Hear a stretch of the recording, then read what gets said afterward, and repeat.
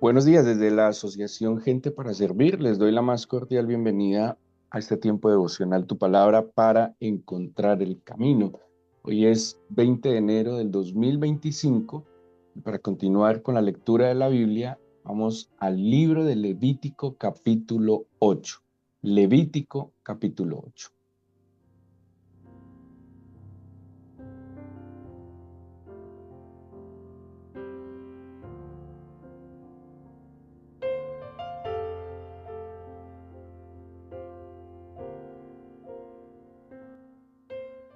Desde el día de ayer iniciamos nuestra lectura con la guía devocional que tenemos para este año, el libro de Levítico. El libro de Levítico es el tercer libro de nuestra Biblia, el tercer libro del Pentateuco, que ya sabemos que el Pentateuco es el libro sagrado, el texto sagrado para los judíos, la Torá, ¿sí? La Torá, que quiere decir instrucción o enseñanza. El libro de Levítico se centra en la función sacerdotal.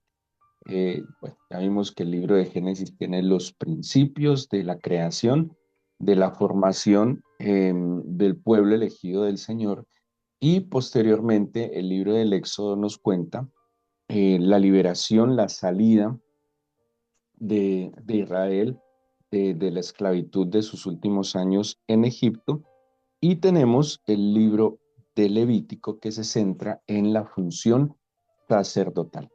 En el propósito del Señor con el pueblo de Israel era establecer una teocracia, ¿sí? Que fuera el gobierno del Señor a través de sus instrucciones y sus leyes, y por eso el Levítico se va a centrar en esto, no solo, bueno, principalmente en lo que tiene que ver con leyes de culto y de adoración, pero también tiene que ver con otras instrucciones que van pues a beneficiar la vida de la comunidad.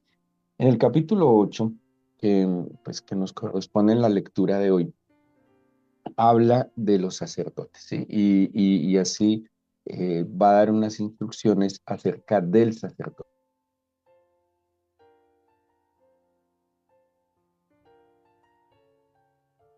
Y les invito entonces que me acompañen al capítulo 8 del libro de Levítico para que veamos algunos elementos muy importantes. Bueno, eh, la palabra de donde viene en el Antiguo Testamento, sacerdote Cohen, quiere decir el que oficia o el que sirve. Tengámoslo muy presente porque esa es la función del sacerdote, el que oficia o el que sirve y o el que sirve.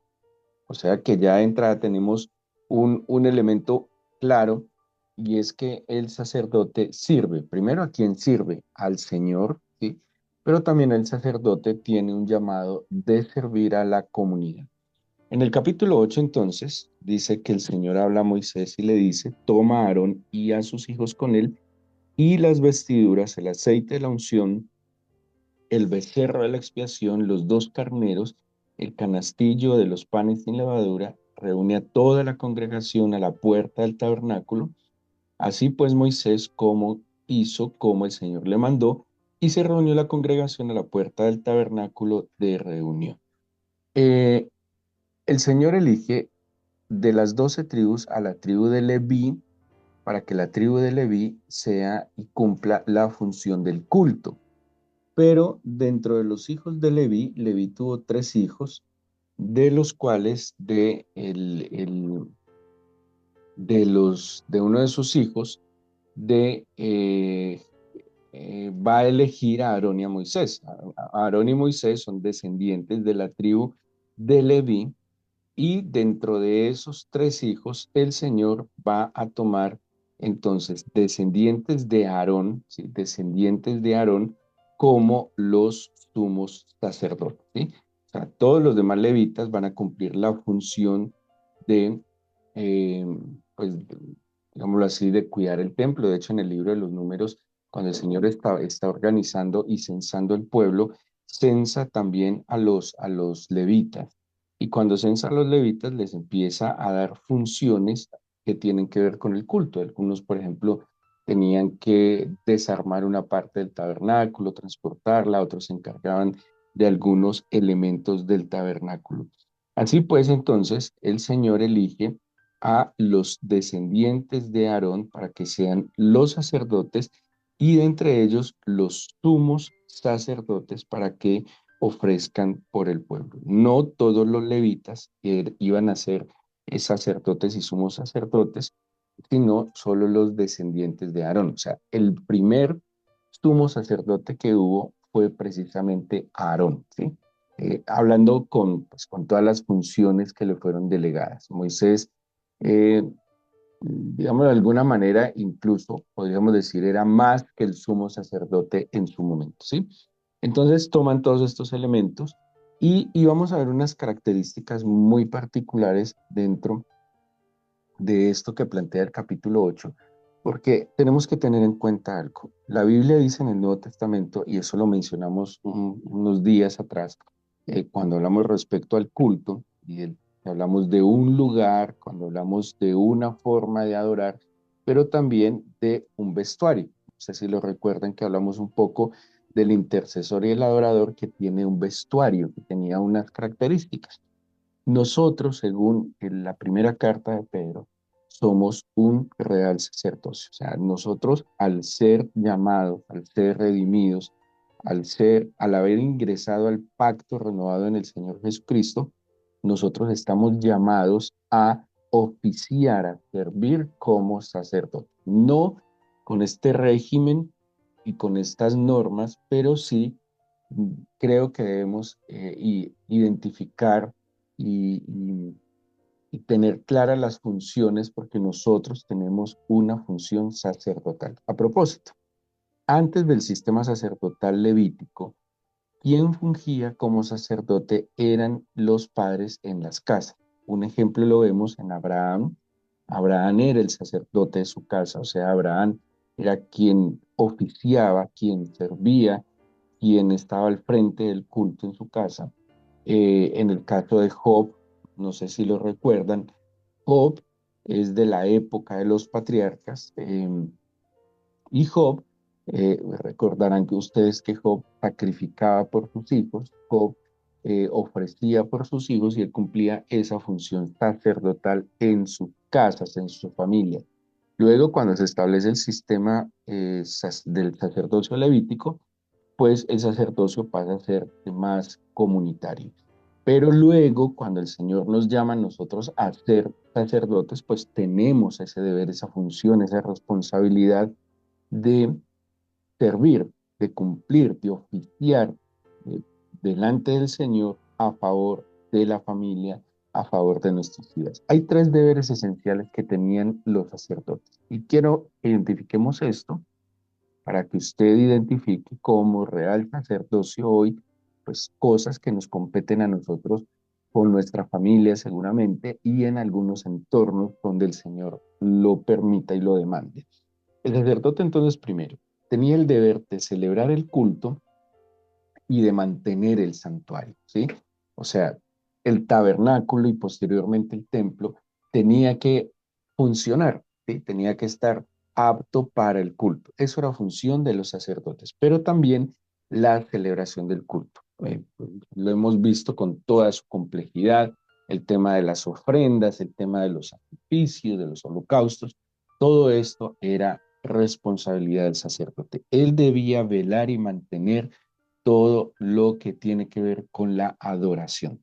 Segundo deber del sacerdote era la enseñanza de la Torá al pueblo, de la ley al pueblo, de las instrucciones al pueblo. No existían, digamos, lugares de educación diferentes, sino que el lugar de educación era el templo y el tabernáculo en su momento. Posteriormente, la educación se va a dar en las sinagogas, posteriormente en las escuelas, pero en la esencia de la instrucción de la ley al pueblo estaba en cabeza del sacerdote. Esto lo vemos, por ejemplo, en el libro de Esdras, cuando vuelven del exilio, como Esdras habla de que se paraba en un púlpito de madera y daba instrucciones y enseñanzas al pueblo. Pero tercer función muy importante del sacerdote era que él consultaba la voluntad del Señor. Los que han tenido la oportunidad de ver o de estudiar un poco sobre el sacerdocio, recordarán que el sacerdote tenía sobre su pecho un pectoral y en ese pectoral estaba una especie de piedritas, así tratan de explicarlos, que eran el urín y el tumim, y ese elemento era un medio a través del cual el sacerdote consultaba la voluntad del Señor. No se sabe exactamente, específicamente, qué eran el urín y el tumim, eh, o sea, qué tipo de elementos y cómo funcionaban, pero así era el medio a través del cual consultaba el sacerdote al Señor. Entonces, mira estas tres funciones esenciales del sacerdocio: celebrar el culto y mantener el santuario, la enseñanza de la palabra del Señor y la consulta de la voluntad del Señor. Si usted entiende esto, nosotros, imagínese usted como sacerdote en su familia, hombre o mujer, padre o madre, de acuerdo pues a la función que cada uno tenga, pues debemos velar porque en nuestra casa se adore al Señor y para que nuestra vida, el lugar donde vivimos, sea un lugar santo para el Señor, ¿sí? Nosotros sí debemos velar por la pureza en todo sentido, no solo el aseo de nuestras casas, sino que en verdad en nuestra casa haya armonía, haya paz, pues no abrir las puertas a lo que puede contaminar y hacerle daño a mi casa y a mi familia. Tenemos el deber de la instrucción, no solo de la instrucción de los deberes sociales, de las normas de la vida, sino el deber de estar enseñando constantemente la palabra del Señor. El sacerdote es maestro, ¿sí? De hecho, en el Nuevo Testamento, que ya no existe este sistema sacerdotal, cuando Pablo está hablando de la organización de la iglesia, habla pastores y maestros. El pastor va a seguir teniendo esta función de enseñar, digámoslo, dirigir el culto, velar por el culto, pero también consultar y conocer la voluntad del Señor. Nosotros como real sacerdocio, pues estamos llamados a tener certeza, ahora mucho más aquellos que somos padres, de tener certezas de cuál es la voluntad agradable, perfecta del Señor para nosotros, para nuestra familia, para nuestros hijos, para que podamos dar un sabio consejo, para que podamos dar una sabia dirección. Tenemos que tratar de alinearnos al conocimiento de la voluntad del Señor. Pero aquí hay unos detalles muy interesantes en este capítulo 8. Todos estos elementos que menciona va a tener un papel en lo que el Señor está mandando. El Señor es maestro por excelencia, ¿sí? Él es el pedagogo por excelencia. Y todos estos elementos está buscando afianzar principios que pues, van a ser para la vida. Y pues todo, aunque parezca un poco complicado, pues esto iba a lograr el objetivo de grabar en el corazón, de guardar en la memoria colectiva estas funciones, estas responsabilidades, para que cuando además se manifestara el gran sumo sacerdote, el Mesías, el ungido, el Salvador del mundo, ellos tuvieran claridad y lo pudieran pues aceptar y entender. Dice entonces, y quisiera que viéramos esto y lo vayamos tratando de interiorizar en nuestra función sacerdotal. Dice que el versículo 5: esto es lo que el Señor ha mandado hacer. Entonces Moisés hizo acercar a Aarón y a sus hijos y los lavó con agua. El sacerdote, ante todo, se debe acercar al Señor, ¿sí? A su presencia. No hay manera de que podamos cumplir un sacerdocio espiritual, o sea, nuestro sacerdocio ya no implica un sistema de sacrificios, de holocaustos, nada de esto, sino es un sacerdocio espiritual. Pero ¿cómo empieza? Acercándonos al Señor, ¿sí? En la distancia es imposible. Debemos tener como prioridad buscar al Señor. Y luego dice, y los lavó con agua. Hablábamos en estos días, el doctor Bill Wright, cuando en sus manuales de oración, hablaba que la primera oración que se debe hacer siempre para llegar al lugar, al lugar santo, para procurar la presencia del Señor, tiene que ser una oración de purificación, de confesión, de limpieza. De hecho, lo que limpia nuestro espíritu, nuestro corazón, es la confesión. Así lo dice 1 Juan 1:9, que si confesamos nuestros pecados, Él es fiel y justo para perdonar nuestros pecados y limpiarnos de toda maldad. Lo que nos purifica el corazón, el alma, después de haberlo contaminado por el pecado, es la confesión. Ojo, la confesión delante del Señor. Es el Señor quien nos otorga el perdón de los pecados, la remisión de nuestros pecados también. Entonces dice primero que se acercaran, luego los lavó con agua. En el versículo 7 habla de que puso en ellos una túnica y ciñó el cinto. ¿Sí? Hablábamos hace unos días de la vestidura, que era muy importante la vestidura interna. ¿Sí? Les hablé del lino fino y de la importancia de la vestidura interna. La túnica, que fuera de lino fino, era una túnica que había sido tratada para que fuera blanca, ¿sí? Un blanco puro. Entonces tenía que tener un interior que se había purificado. Luego, y un cinto lo ajustó con él. Estos elementos, por ejemplo, en el Nuevo Testamento, cuando se habla de la armadura de Dios y toman como ejemplo la armadura de los soldados romanos, habla del cinto de la verdad. El cinturón lo que hace es darle fuerza, o más bien firmeza, para ejercer la fuerza, ¿sí?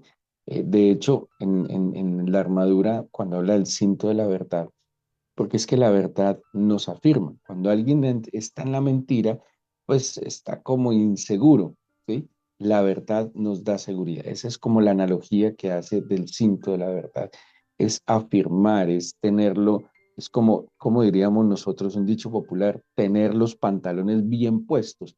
¿Qué es tener los pantalones bien puestos? Que tiene firmeza.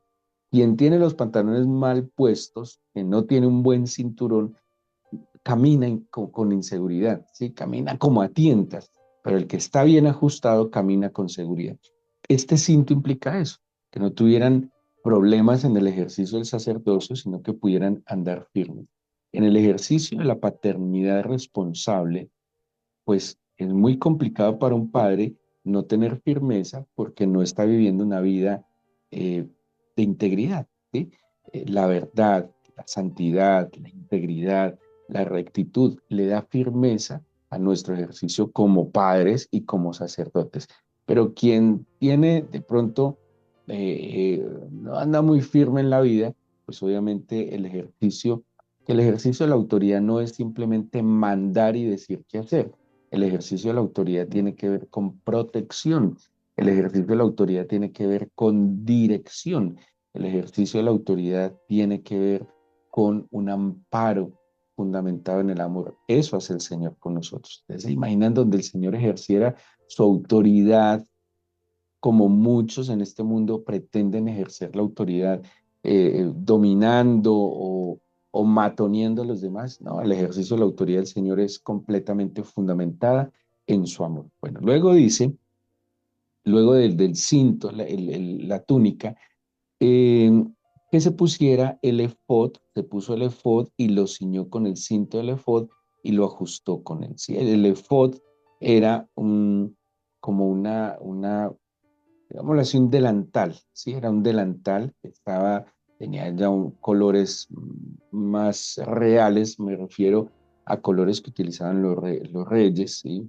Púrpura, azul, un rojo, carmesí, era el efod, y el efod entonces iba a tener otros elementos, como los que lo mencioné ahora, que tendría un pectoral, y en el pectoral estarían estos elementos de consulta de la voluntad del Señor. O sea que, y también les hablaba hace unos días que llevaban unas piedras preciosas en este pectoral, que cada una representaba las tribus de Israel. El pueblo de Israel lo llevaba el sacerdote en su pecho.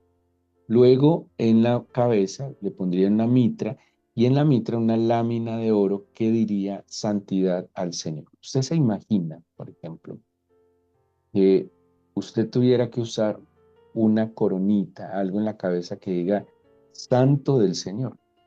¿Cómo viviría y cómo se desenvolvería usted en la sociedad donde diga esa frase, yo soy santo del Señor? Es como como algunos cristianos que tienen por costumbre poner en sus vehículos, no sé, un pescadito, Jesús, yo soy cristiano, va a ver cómo queda si este baja la ventana, se expresa mal, pelea con los otros conductores.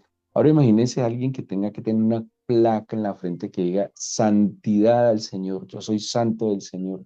Su comportamiento tendría que ser ante la sociedad irreprensible, irreprochable, ¿sí? Nosotros no tenemos esa mitra, esa placa, pero sin duda alguna sobre nosotros ha sido puesta una marca de santidad y tenemos una responsabilidad delante del Señor y delante de la sociedad de modelar, de tener un comportamiento coherente y adecuado a lo que somos. Dice de nuevo Pedro, real sacerdocio, nación santa, pueblo adquirido por Dios para anunciar las virtudes de aquel que nos llamó de las tinieblas a su luz admirable. O sea, el vestido del sacerdote se evidencia, lo que les decía hace poco con Colosenses 3:12, vestidos pues como escogidos de Dios, santos y amados de entrañable misericordia, luego habla de paciencia, de bondad, de benignidad. Estas características de este vestido es evidente a la sociedad. Luego Moisés en el 10 toma el aceite de la unción, ya sabemos que el ungir viene del hebreo mishak, de ahí viene Mesías, que es ungido, y tiene que ver con el ejercicio de vertir aceite sobre una persona o algo que era consagrado al Señor. En la expresión de ungir tenía que ver con algo apartado para el Señor, santificado para el Señor, ¿sí? Entonces dice que serían ungidos los sacerdotes, pero serían ungidos también el tabernáculo y todas las cosas que estaban en el tabernáculo, y esto que implicaba que era santificado, ¿sí? Entonces, cuando hemos sido rociados en el tiempo actual, basados en lo que nos enseña el Nuevo Testamento, somos ungidos por el aceite fresco del Espíritu del Señor que nos santifica. Mire, el Espíritu del Señor se conoce como el Espíritu Santo, ¿sí? O sea, que es único, que es exclusivo, es diferente. Ese Espíritu Santo derramado sobre nosotros nos aparta, nos santifica, pero también nos protege, ¿sí? Porque el aceite tiene esa función de protección, nos da brillo, ¿sí? Hay un brillo especial que nos concede ese aceite, esa unción del Señor, y pues es poniendo sobre nosotros una marca de bendición. Luego van a venir los sacrificios. Ustedes recuerdan que al principio él le dijo vestiduras, aceite, luego el becerro, carneros y los panes sin levadura para una ofrenda. Entonces, ya usó las vestiduras, ya usó el aceite, ya los ungió, luego viene el becerro y los carneros, y con el sacrificio va a haber algo muy especial. El versículo 24. Y dice que hizo acercarse, estamos en Levítico 8:24, hizo acercarse luego los hijos de Aarón y puso Moisés de la sangre de los sacrificios sobre el lóbulo de sus orejas derechas, sobre los pulgares de sus manos derechas y sobre los pulgares de sus pies derechos, y roció Moisés la sangre sobre el altar alrededor. Bueno, sabemos que en la antigüedad eh, se consideraba que lo de la izquierda era malo, ¿sí? En la antigüedad, en la actualidad también, pero en la antigüedad, de hecho, del latín, yo les he explicado, el latín destra es diestra y el latín sinestra es izquierda. De ese latín sinestra viene una palabra que usamos en el español que es siniestra o siniestro, ¿sí? Y esa palabra siniestro suena como algo malo, algo terrible. En la antigüedad se consideraba que lo que estaba en la izquierda era malo, ¿sí? De hecho, algunos niños que intentaban escribir o hacer algo con su mano izquierda, incluso les amarraban la mano para que desarrollaran destreza. Y esa destreza viene, tenaz, ¿no? Viene de destra, que es diestra en latín, y lo siniestro viene de sinestra, que es izquierda también en latín. Entonces, Tiene un sentido porque, además, ¿por qué? Pues una razón muy sencilla es que la gran mayoría de las personas eran diestras y muy pocas personas eran de la izquierda, ¿sí? Entonces lo veían como algo, no como algo especial, sino como algo anormal. Ya hoy en día sabemos el tema de quién es diestro, zurdo, pues eso no tiene, hablando pues neurológicamente, no en otras cosas, no ideológicamente, tienen, pues no tiene ningún problema. Pero pues se tenía esa idea de que lo que estaba a la derecha era mejor, era bueno.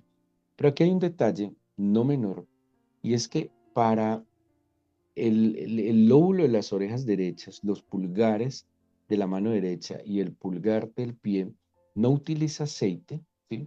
Sino que utiliza sangre. Y no habla de ungir, porque ungir tiene que ver con el aceite, sino que habla de poner. La Biblia dice que la sangre es la vida, ¿sí? Se refiere a que la sangre es la vida, donde está, por eso cuando habla que el Señor derramó su sangre, el Señor nos concedió su vida. Lo que está haciendo Moisés acá con el sacerdote es poner la vida, ¿sí? Que fue sacrificada en el lóbulo de la oreja, en el pulgar de la mano y del pie.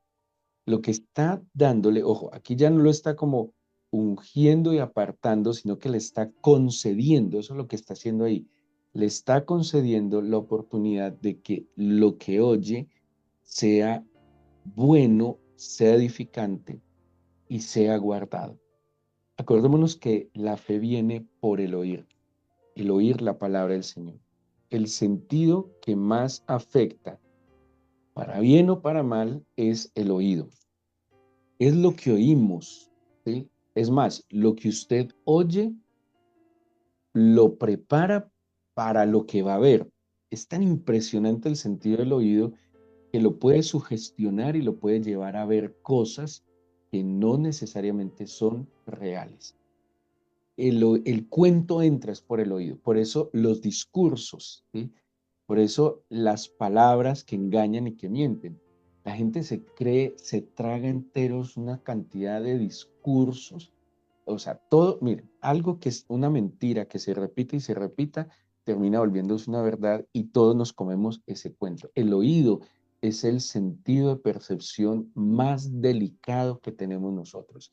De nuevo, porque el oído incluso puede generar que veamos cosas que no son reales o que veamos cosas que aún no son tangibles. Por eso la fe viene por el oír la palabra del Señor. Si usted analiza, son muchas palabras las que minan nuestro corazón. Las imágenes no tienen sentido hasta que tiene sonido. Le pongo un ejemplo muy sencillo. Trate de ver si una película o hay películas muy densas que les cambian o que no les ponen bandas sonoras. Una imagen con una banda sonora diferente cambia el sentido. Es el oído un sentido que hay que cuidar muchísimo y por eso la vida de este cordero le está dando la oportunidad de que ese oído sea guardado, pero también lo que hace nuestra mano. ¿Sí? Nuestra mano lo que edifica, lo que labora y unge, o más bien, perdón, y unta el pie o pone sangre sobre el pie, le da la oportunidad al pie de que ande por sendas rectas. Entonces, esta concesión que hace en el sacrificio de estos animales y al poner la sangre sobre estas tres partes del cuerpo, está diciéndole que por este sacrificio será guardado su oído, será guardadas sus acciones y serán guardados sus caminos. El Señor Jesucristo a nosotros, por su obra en la cruz, nos da la oportunidad de que seamos guardados en lo que oímos. Por eso el Señor llama nuestra atención a que pongamos nuestros ojos en Él y a que prestemos atención a sus palabras. Pero el Señor Jesús también nos da la oportunidad por la vida concedida que hagamos obras justas, obras de bendición, pero que también andemos en sendas de rectitud y de justicia. Somos sacerdotes del Señor. somos un real sacerdocio y todos tenemos la responsabilidad de cumplir estas funciones, de mantener el culto para el Señor, de mantener la adoración al Señor, de enseñar a otros lo que hemos recibido, pero también de conocer cuál es la voluntad de Dios, agradable y perfecta. Yo te doy gracias en esta mañana, Señor, por el privilegio que nos das, no por nuestros méritos, sino por tu bendita gracia de poder estar delante de ti, como dice Hebreos 5, por cada uno de nosotros, pero también por otros, por nuestra familia, por nuestros amigos, por aquellos que caminan, Señor, en esta vida con nosotros.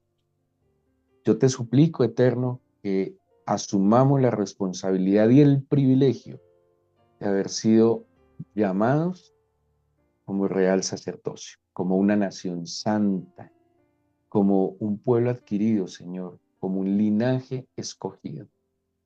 Yo te pido, Señor, que aceptemos humildemente este privilegio enorme de oficiar, de servir delante de ti, de pararnos en la brecha, Señor, a favor de los hombres delante de ti. Yo te suplico que escuches la oración de cada uno de estos, tus hijos, que día a día se esfuerzan en buscarte, Señor. Madrugar es un ejercicio de disciplina que nos ayuda a recordar cada día de que tú eres lo primero y lo más importante, que sin ti nada somos y que te necesitamos día a día para vivir. Ayúdanos hoy a ejercer este rol maravilloso de presentarnos delante de ti a favor de los seres humanos. Ten misericordia en nuestro país, te pedimos por la paz y la restauración de tu tierra santa, Señor, y por la paz mundial. En el nombre de Jesús, amén.